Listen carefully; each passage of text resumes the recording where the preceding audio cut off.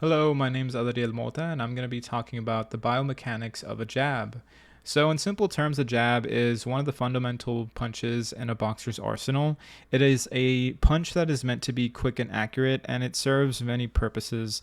The main goal of the jab, obviously, is to land a hit on the target, but once again, it can be used for various things in the sport of boxing, such as creating openings for combinations, controlling distance, feinting the opponent so they think that you're throwing something else.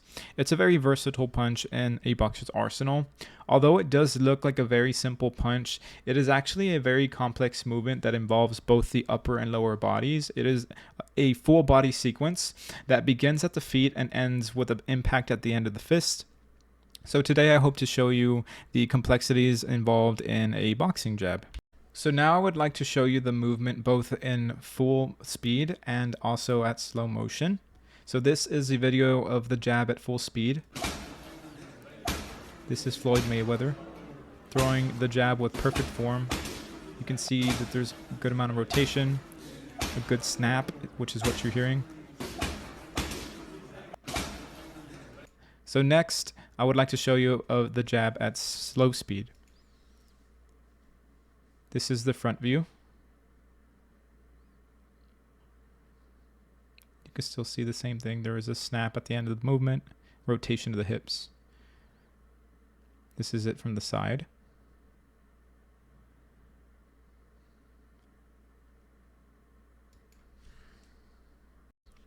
So starting with the beginning of the motion, the boxer is typically going to be in the guard, which is a stance, as you can see here, where they have their arms in front of their face. They are covering their chin, and typically they're going to be covering their eyes and lower face as well.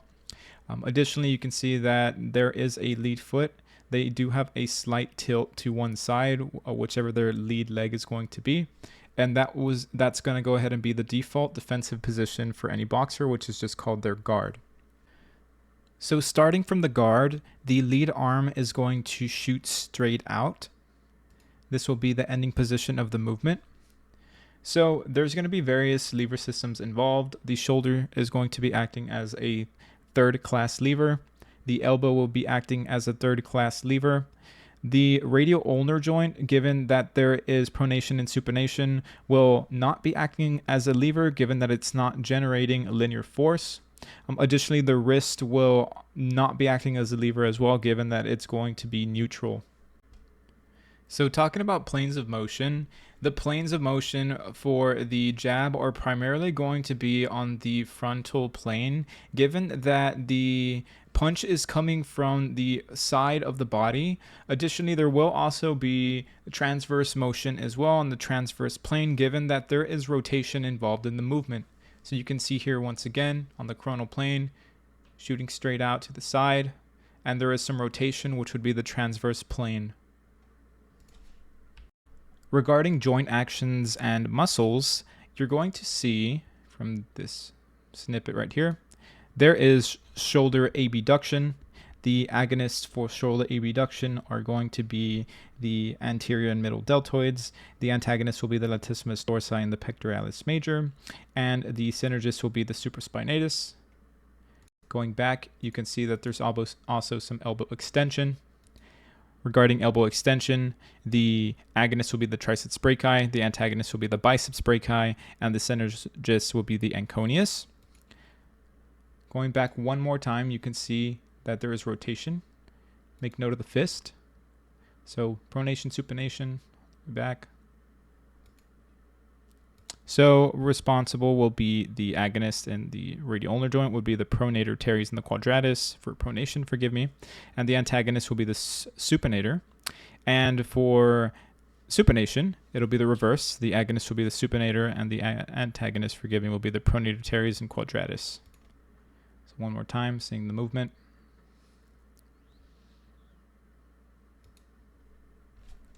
Now talking about the lower half of the body, starting off, you can see that there is some rotation at the hips. There is some slight extension of the knee. The two lever systems involved for the hip joint would be a third-class lever system. Additionally, the knee would also be a third-class lever system. Moving on to the lower half of the body, you're going to see multiple movements for multiple joints. The lever systems involved are all going to be third-class levers, which are going to be the hip joint, the knee joint, and the ankle joint. There's going to be some ankle plantar flexion and some ankle inversion, as well as some knee extension, and you're going to see some inward rotation of the hip joint. So the muscles involved for that, regarding the hip, the agonists are going to be the gluteus minimus.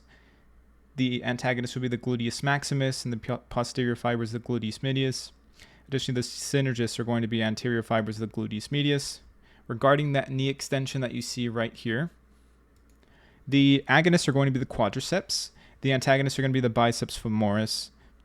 And the synergists are, well, there's no true synergist, at least for this knee extension. Regarding ankle plantar flexion, there are going to be some individuals that pivot their lead foot inward.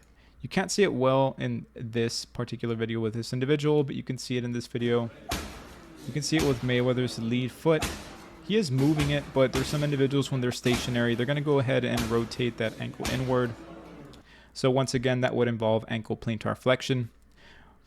With that, the agonist would be the soleus and gastrocnemius. The antagonist would be the tibialis anterior. And the synergists are going to be the fibularis longus and the fibularis brevis. Regarding that ankle inversion, you're going to see the agonist being the tibialis anterior and the tibialis posterior. The antagonists are going to be the soleus and the lateral gastrocnemius. And the synergists are going to be the medial gastrocnemius. So I actually wanted to finish this video with my own demonstration. So I wanted to talk about the characteristics of the most effective technique. And additionally, I also want to talk about the biggest errors that most individuals make when they're starting to learn how to throw a jab or how to box in general. So growing up, I actually went to a lot of boxing gyms, given that I've been in the sport for most of my life. And definitely one thing that I saw a lot of novices doing when they're learning how to jab is they're essentially not rotating their hips, or they're not utilizing their lower body. So I think we saw in the video that there is definitely a power chain going on. The power is coming up from the ground all the way to the tip of your knuckles, where you're going to be delivering that punch. That's going to be the end of the motion.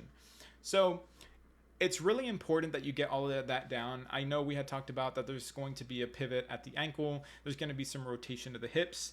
Additionally, that's all going to be timed perfectly with the shoulder abduction that's going on, with the elbow extension, additionally with the rotation, of the radial ulnar joint. So as you can see, all of that's going to be timed together. That pivot, hip rotation, shoulder abduction, there's going to be the elbow extension, and once again the radial ulnar rotation, all of it coming together perfectly, boom, at that point of impact. You're going to deliver maximum damage and maximum power through that punch if you have everything in line. So it's important that individuals don't neglect the lower half of the body. Make sure to rotate those hips. Make sure to pivot that lead foot to get in that extra snap. So whenever you talk about that snap, that's exactly what I'm talking about. Everything coming in straight together to deliver a very fast, accurate, snappy punch with a lot of power behind it. So regarding improving the performance of the jab, my recommendation would generally just be improving force production, which would be just through strength training.